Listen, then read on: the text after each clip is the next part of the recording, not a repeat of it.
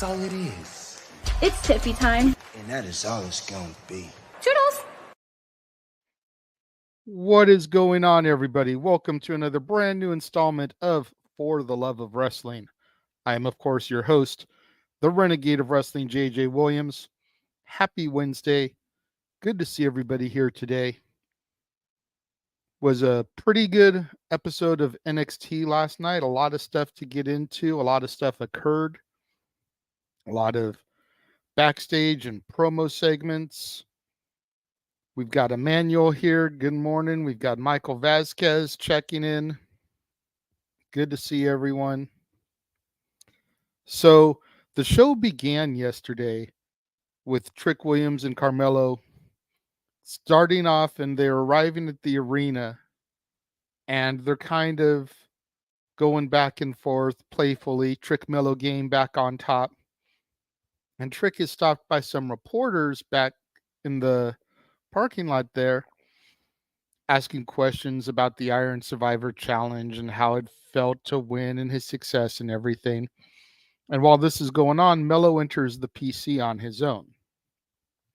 They then show us some of the headlights from NXT Deadline, and when we come back, we see that Mello has been attacked, and we don't know who did it. And this is just trying to further the story here, because first Trick was attacked and now Mello's attacked. So did Mello set himself up because he attacked Trick? Did the same person attack Trick and Mello? Did Trick set somebody up to attack himself and to attack Mello? We still don't know. We'll get more into that in the final segment of the show. We then had Cora Jade come out, and it was so good to see and hear Cora Jade because I have missed that girl. She was one of the things that really hooked me on the 2.0 Rainbow Bright version of NXT. And she cuts a promo talking about how we've suffered 4 months without her. And, you know, they hated her while she was there, but now that she's back, all of a sudden they missed her. She talks about her attack on Lyra Valkyria at Deadline and says that things have changed now that she's back. Blair comes out and Lyra... Wait. Forgive me, got a little bit ahead of myself. Lyra comes out and she starts cutting in on Cora Jade, telling her, you know, that there's basically a new person ruling the roost here now that you're back, and that's her. At this point is when Blair comes out, and Blair reminds Lyra that she needs to focus on her and not be worried about peripheral people. Nikita Lyons then came out, and Blair tries to cold-cock her. Cora fights off with Lyra. Faces get the better of this exchange, and the heels scurry off. Colin, what's going on, man? Good to see you. I'm a little bit tired every day, bud.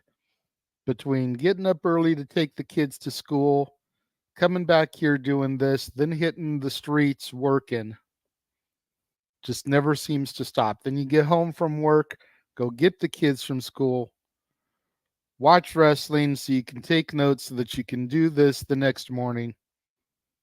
Rinse, repeat. Thankfully, the kids get out of school a week from today for winter vacation. So I'll be able to get a little bit more sleep, get a little bit more rest, get a little bit more caught up. But definitely a little bit on the tired side today, brother. That's why you can always find me with a huge soda when I do these things to try to keep me caffeinated. After the Cora Jade segment, we have a Dragon Lee promo regarding the North American Championship. And he shouts out Rey Mysterio and the former champion Wes Lee, who he calls one of the greatest North American champions of all time. And Dragon Lee says that, like Wesley, he wants to be a fighting champion. So he issues an open challenge for this evening. And we will find out later who should accept that challenge.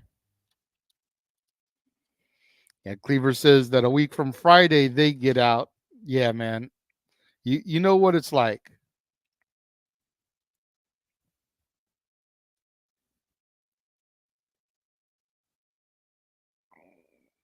All right. Then we go to the Metaphor versus Briggs, Jensen, and Fallon Henley. And this is something that kind of spiraled out of Deadline. Briggs and Jensen pretty much got dominated up until it was time for the babyface comeback. Tiffany came out and attacked Fallon, pulling her away from the match. Briggs looked like a beast, though, was able to get a pin on Noam Dar for the team in the victory. Noam Dar, of course, the Heritage Cup champion, which is and isn't really recognized as a championship. You know, it's a championship and it gets defended, but it's not like the North American title. We then have Trick and Mello backstage again, and the doctor says that Mello is okay. After the attack, he's cleared for competition, which is good because Mello has been announced as the NXT participant in the United States Championship #1 contendership tournament on SmackDown. He'll be facing Grayson Waller this week, and I'm hoping for a great showing from Mello over there. Hoping that Mello don't miss, hoping it'll lead to Mello going to the blue brand permanently. We're then introduced to the 2023 Men's Breakout Tournament participants. Lexis Keene comes out and he attacks Trey Bearhill, which is one of the bigger combatants in the match, with a chair. And now the status of Trey Bearhill is in question. We go straight from that to the first breakout tournament match, which is Miles Bourne, who's kind of been running with Drew Gulak and Charlie Dempsey and Damon Kemp, versus Oba Femi. And I apologize if I didn't get that right. Over the next few weeks, I'll try to get my pronunciation on his name better. This was an impressive show of strength from Oba, though. He could very easily be another guy along the lines of a Big E Langston. You know, he's just this, or like a Powerhouse Hobbs in AEW. He's this big, jacked, muscular African-American gentleman. And he's got this insane show of power in the ring. With the right seasoning, he could definitely get up to that level. We know how Vince and Triple H love their big guys. You know, on Raw, we had that big, meaty men slapping meat. Oba Femi, with the right seasoning, could very easily fall into that category and could be a world contender somewhere down the road. Still too early right now to really judge and gauge. But with the WWE machine behind him and the way the NXT stars are being trained these days, definitely some potential down the road. Bourne was impressive as well, but just not enough to get the job done here. We then had Lyra and Nikita backstage, and they talk about how determined they are to get a hold of Cora and Blair, respectively. And when Lyra opens up her locker, she notices that Tatum Paxley has taped or glued her face onto a picture that's in the locker of Lyra and Becky from when Lyra won the championship. Very, very creepy, stalker-esque stuff here.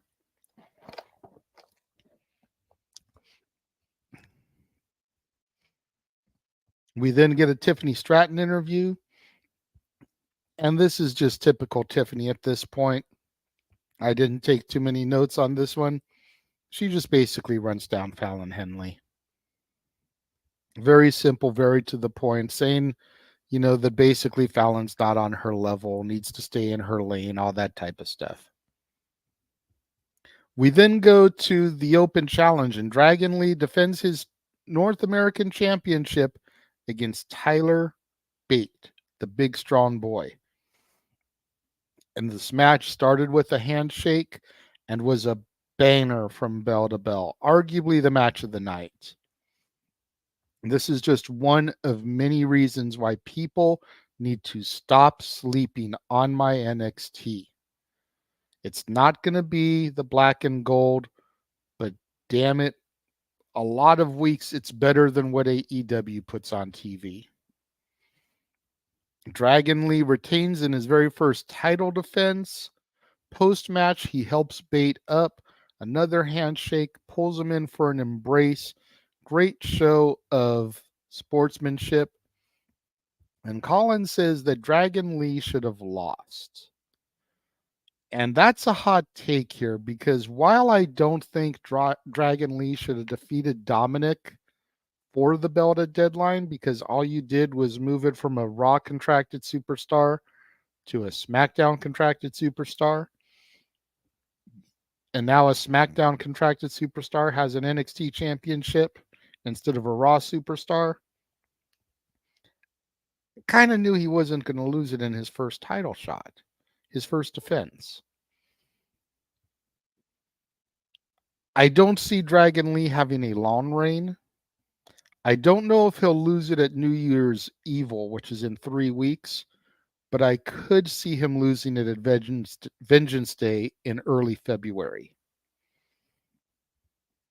It's just a very tricky situation, because they very easily could have had Dom retain on Sunday and then lose it to Tyler Bate here. Because I do feel the North American title needs to go to an NXT champion, an NXT wrestler. It needs to get off of the main roster talent. But I just think it was silly to have it go to Dragon Lee when he's already on SmackDown. Again, I would have booked it where Dom retained at Deadline, lost it here. So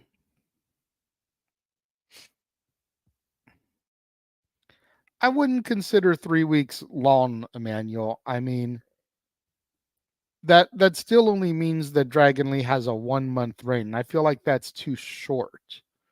Whereas Vengeance Day would give him a 2-month reign. I feel like that's a little bit better. You know what I mean? Backstage, we then get Briggs, Jensen, and Fallon. And Briggs says that since he pinned the Heritage Cup champion, Noam Dar, he should be the next one in line to get a shot at the Heritage Cup. And Jensen says that it's not his style. It's not a one hit and you're done type of matchup, which is what they're best at, because they're brawlers. They're your typical barroom brawlers. And that's not his style of match. And he was like, okay, that's fair, but neither was the Iron Survivor, and you told me how great I did there. And Jensen's like, well, you did do great there. I'm just trying to, let you know this isn't really your style. I think Jensen wants to get focused back on trying to get the tag titles again with him and Briggs. And Briggs is starting to have that Marty Jannetty breakout syndrome going for him. And Jensen feels that he might end up going through the barbershop window here pretty soon. Fallon Henley supports the idea, so Jensen concedes, and they go to make it happen. I believe they actually did announce it, that next week there will be a Heritage Cup match with Briggs versus Noam Dar. Cleaver says Lexis Keen's attack had some old school Pete Dunne vibes from the OG UK tournament. I'm going to have to take your word on that, brother, because I never really watched NXT UK. and I wasn't watching NXT back in the black and gold era. I only started watching NXT, I want to say around January or February of last year. So I've only been into NXT for almost 2 years now. So all those guys that came through the black and gold and the NXT UK, if they are not on my roster right now, like your Tyler Bates, your Ilya Dragunovs, or even had a stopover like JD McDonough, the former Jordan Devlin, I have no idea who they are. I know Pete Dunne is Butch up on the main roster, but I never really saw Pete Dunne in action. I only really know Butch.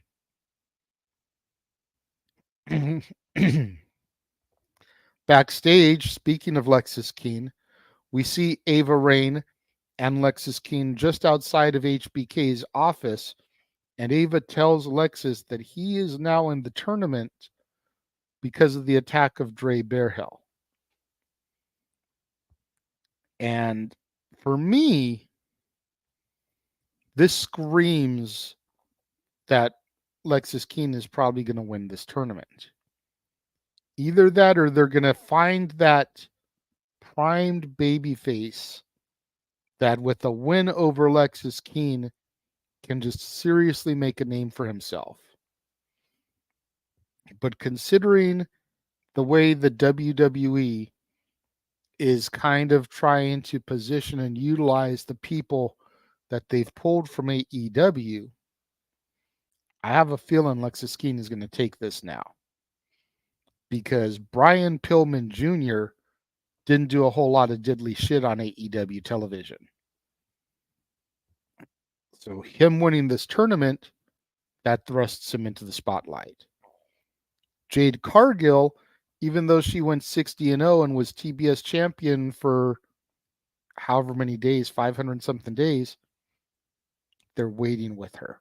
They're working with her.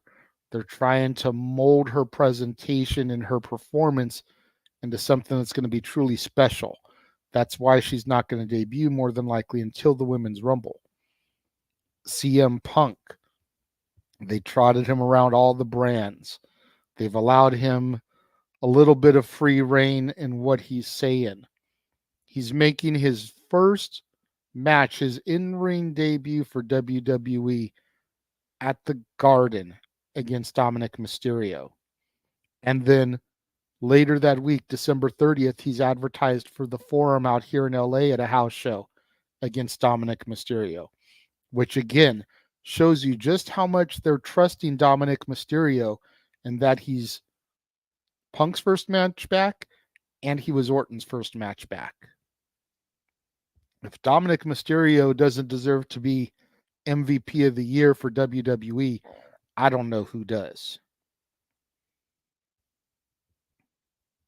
But with Lexis Keene being thrown in this tournament now, I see him winning. We then had Dijak versus Eddie Thorpe, and this was just passion and energy and hatred personified from before the bell could ring. Dijak was the first one out, so when Eddie Thorpe made his entrance, Dijak just immediately pounced on him. And the two started brawling around the ring and the entrance ramp and everything. And they finally get into the ring. The bell finally sounds, and Dijak scoops Eddie up to charge him, run him back into the corner, and the top rope breaks. The ring shifts like the whole nine, and you're just looking at it like, holy crap. Because this is the type of thing you would expect to see with like Bronson Reed and Otis and Ivar. But Dijak and Eddie Thorpe, and the top rope broke. And then Dijak picks it up and begins to whip Eddie Thorpe with the turnbuckle pad, with the rope, with the little bar that connects the turnbuckle to the post still sticking out. You can see Thorpe clenching his back in his ribs. Hopefully he's not too seriously injured, but this was just nuts. Obviously the match gets thrown out, but I was just in shock and awe watching this. Where do you go from here? We went backstage and we saw a Chase U segment, baby. Chase U. Andre Chase is asking, well, we did those fundraisers. How did we do? How did the bake sale do? Well, the bake sale made about $66. That's not much. What did the car wash do? The car wash did close to $300. Okay, cool. Anyone got any other ideas? We need to try and figure out other ways to make some money here. And nobody's really getting any good ideas. And Thea discovers that Riley Osborne's match is coming up. And Riley Osborne is a new student in Chase U, and he's also one of the participants for the breakout tournament. So Thea asks JC about, going to watch his match in the student section. Andre Chase gives him permission. They leave. And then Scripts comes in with a briefcase and says that he has a proposition for Andre Chase.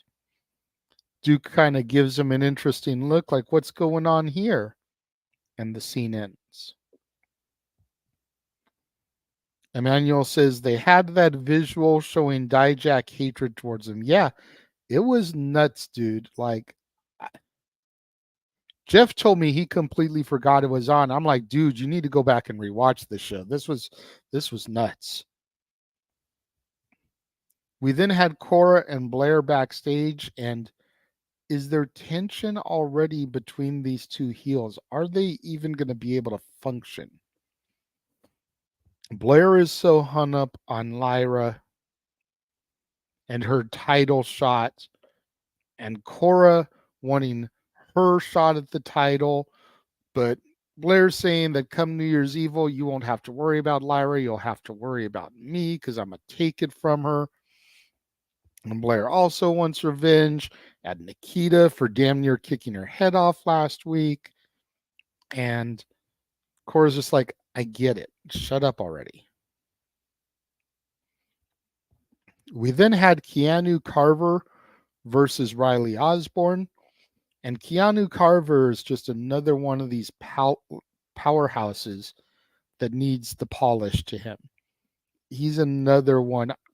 Knowing WWE, and I'm not trying to make a ha-ha here, but knowing WWE, I could see them teaming Obafemi and Keanu Carver up together in NXT because they both have a similar look to them. And no, it's not just a black thing, an African-American thing, but they both have similar sizes and builds to them where they could almost be like a Doom 2024, Osborne, like I said, represents Chase U, gets the victory here with a shooting star press. Very, very impressive.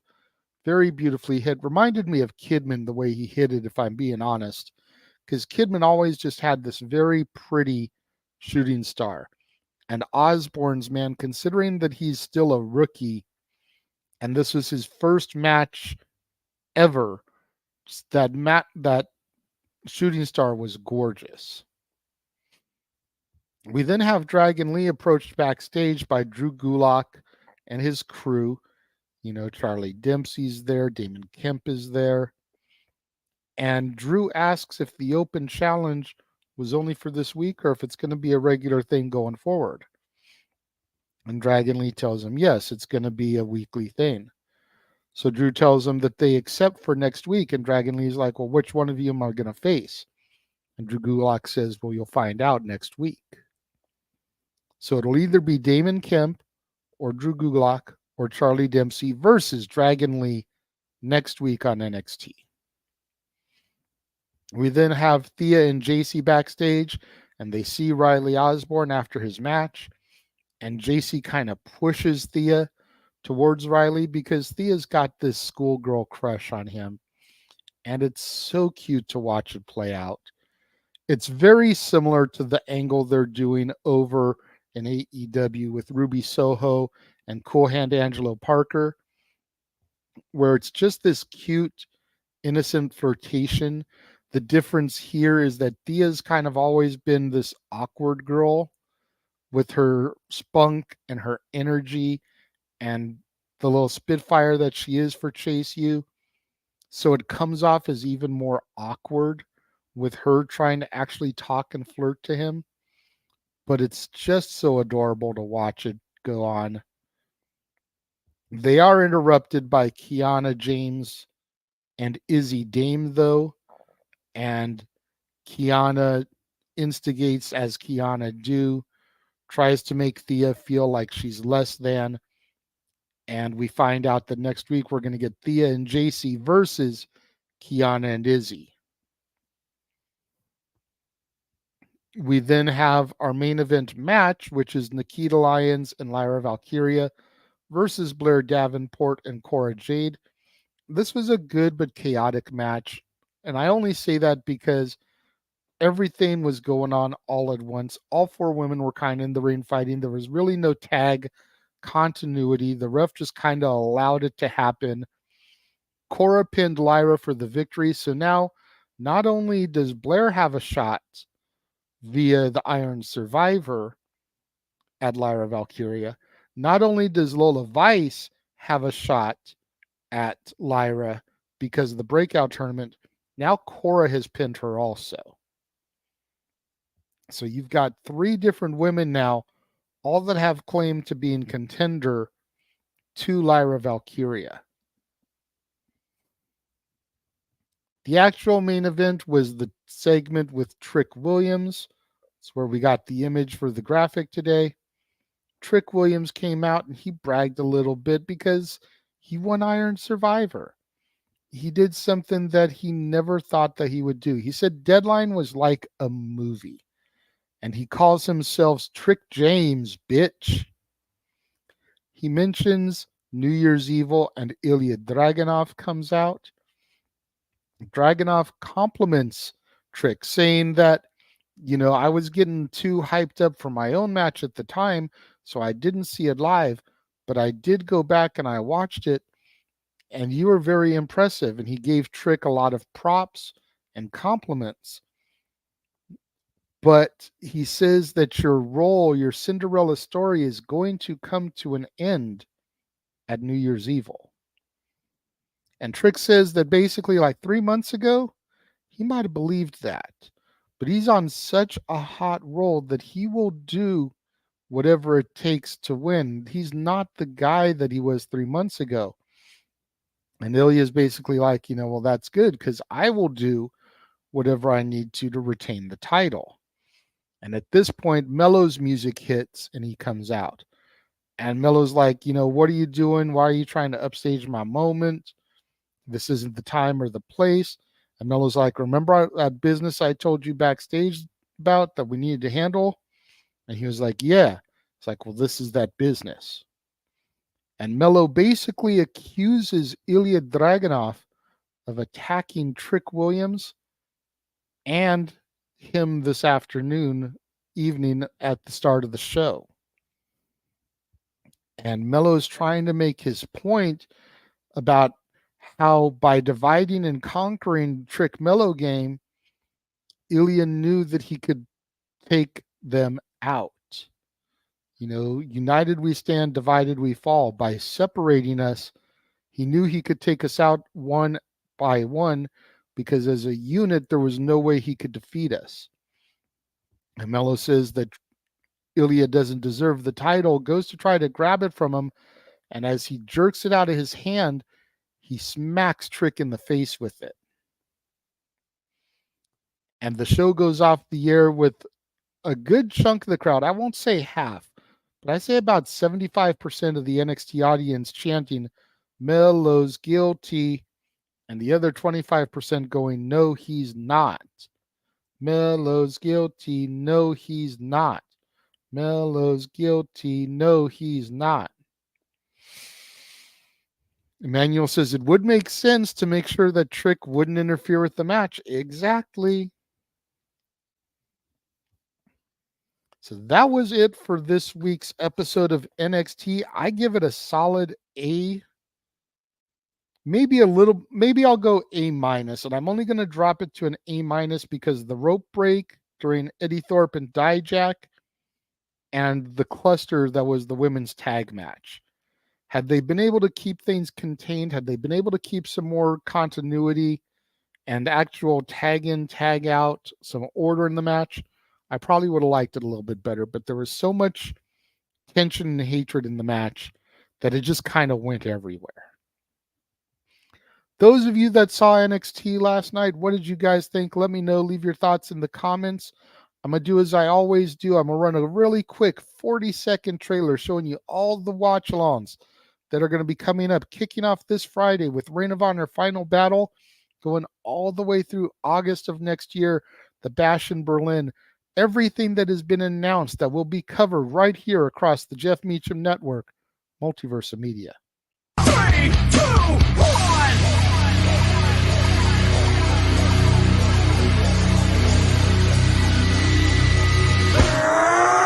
Here we go again. Right now, let's go. Me and you, toe to toe. We can rock, we can roll. Here we go again. Right now, let's go. Me and you, toe to toe. We can rock, we can roll. You see it?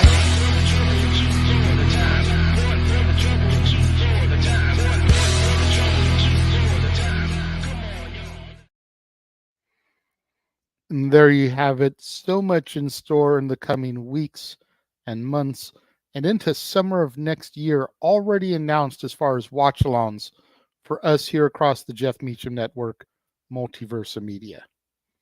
That's going to about wrap it up for today. If there's no other questions or comments, make sure you guys tune in tomorrow when I'll be recapping tonight's episode of AEW Dynamite.